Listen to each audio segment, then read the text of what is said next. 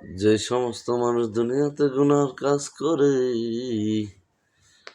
আল্লাহকে ভুলে থাকে, পাপের কাজ করে, তার জান কবজ করার সময় আজরাইল আলাইহিস সালাম 500 ফেরেশতা নিয়ে তার সামনে হাজির হয়ে যায়। ওই সময় আজরাইল আলাইহিস সালামের চেহারা কেমন থাকে জানেন?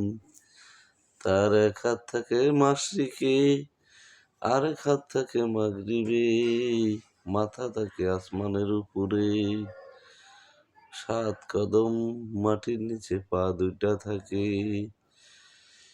তার দুইটা চোখ নীল নদের মতো, দুইটা চোখ বড় বড়, সবসময় আগুনের ফুলকি ঝরে চোখ থেকে।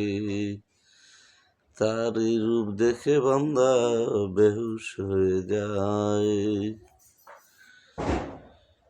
গুনাহগার বান্দা বেহুশ